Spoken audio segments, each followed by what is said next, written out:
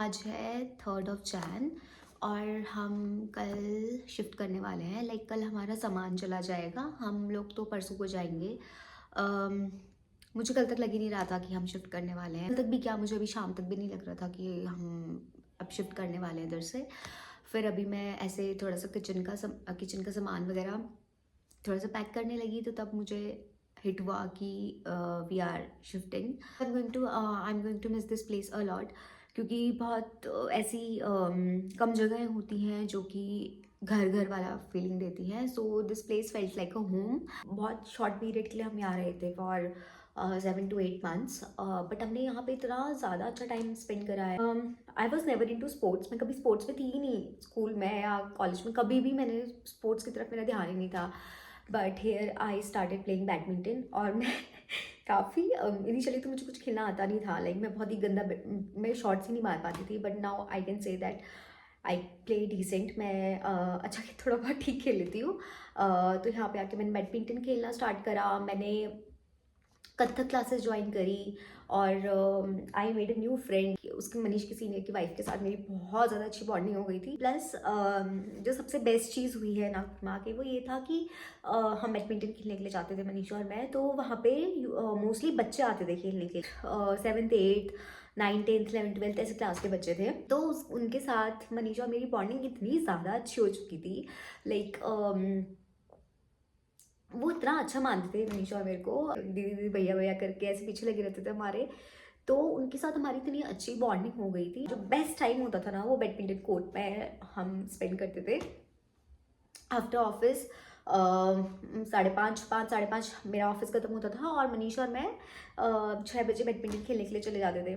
और देखो यूजुअली क्या होता है कि हम अपनी एज के बच्चों के साथ जब, मतलब हम अपनी एज वालों के साथ जब टाइम स्पेंड करते हैं, तो मतलब हम अपने टाइप की बातें करते हैं, मतलब अपनी एज वाली बातें करते हैं। तो काम से रिलेटेड बातें हो रही होती हैं, या फिर कहीं ना कहीं काम जो है उसमें उसके आ जाता है, काम से रिलेटेड या फ्यूचर से रिलेटेड ऐसी कुछ बातें होती हैं।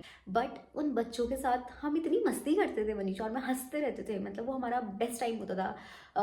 6 से लेकर के 9 बजे तक, 9 साढ़े 9 बजे तक हम रात को खेलते थे।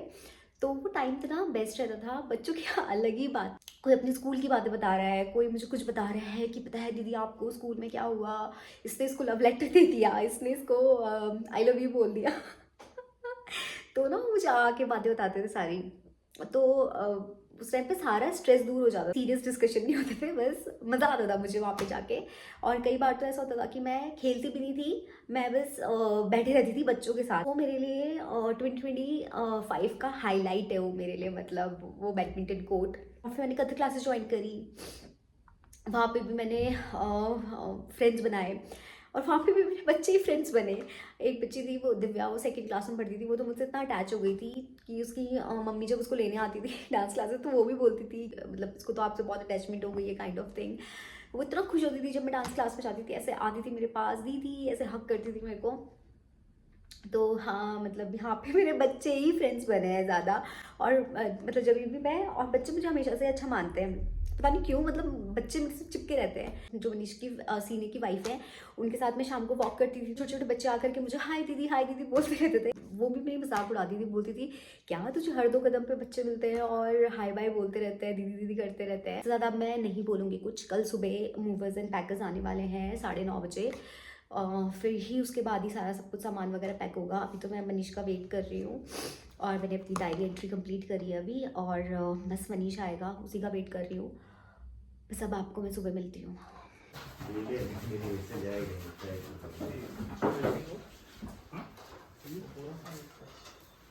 एक बॉक्स बना के दे दो भैया, वो खत्म हो गए कपड़े वाले स्टिचिंग। इसमें तो ऐसा होने मैंने रखा है रे।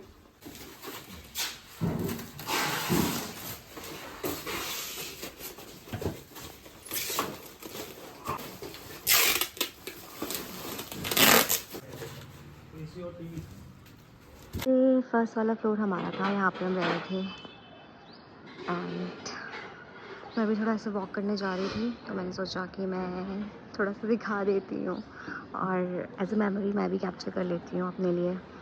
ये मेरे बेडरूम से ये वाला एरिया दिखता था, और जो मुझे इंस्टा में फॉलो करते हैं उन्होंने देखा होगा कि मैं यहीं पर की स्टोरीज डालती थी। जो एरिया है ये जाता है आगे मेन गेट की तरफ, और इसी के साइड में है न्यू गार्डन, इसको बच्चे न्यू गार्डन बुलाते हैं क्योंकि मेरे ख्याल से ये सारे गार्डन्स में से रिसेंटली बना हुआ गार्डन था।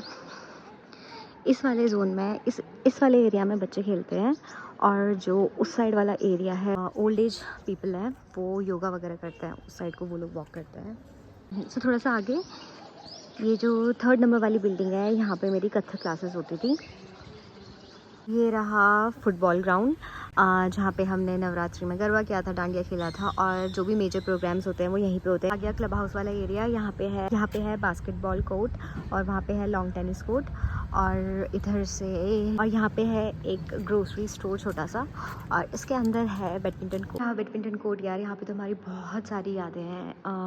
मनीषा और मैं वहाँ पे बैठा करते थे, ये हमारी फिक्स सीट थी, हम यहीं पे आके बैठे थे। बेस्ट टाइम ऑफ 2025 हमारा यहीं पे बीता है।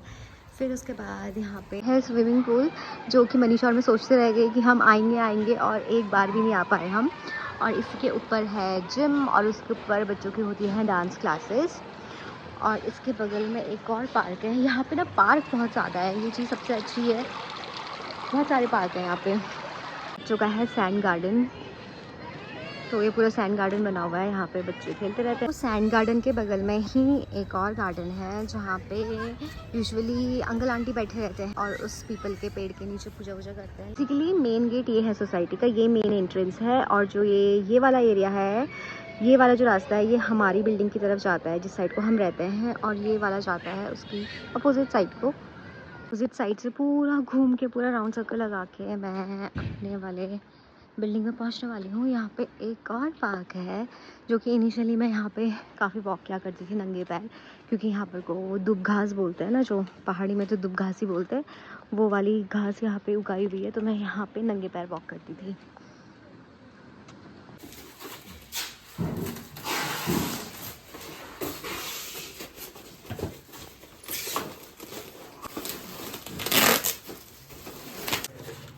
एसी और टीवी।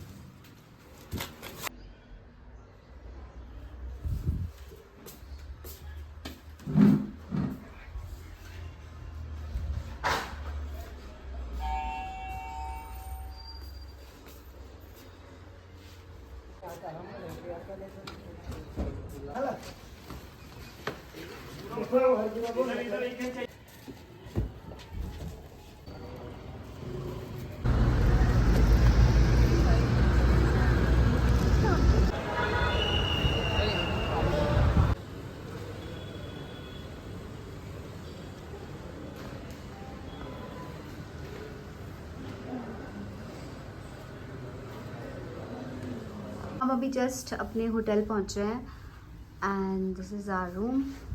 और हमारी फ़्लाइट आज पूरे 2 घंटे डिले थी because of the weather, and this is the view from our room. पहुँच गए भाई हम इंदौर।